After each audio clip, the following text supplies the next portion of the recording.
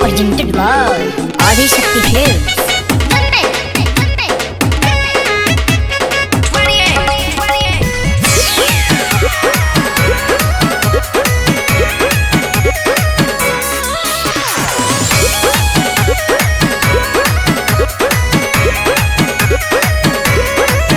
रउआ बाली बंगाल से ले आवे के बाद, हमरा बिंदिया इंडिया हिलावे के बाद। रउआ बाली बंगाल से ले आवे के बाद, हमरा बिंदिया इंडिया हिलावे के बाद। रेट होके जवना के खूबे बढ़ चढ़ के, हथवा के चूड़ी सैया चाही चंडीगढ़ के। जदी लेके नहीं आई बता करब झगड़ा।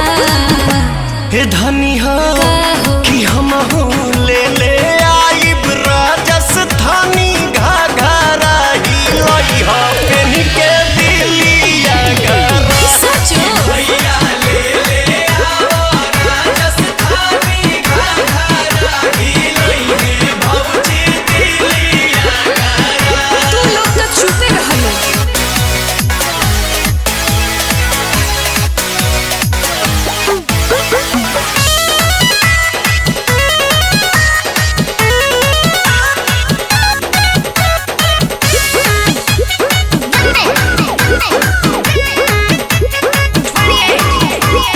गजियाबाद के गजरा चाही, गजरा कानपुर के।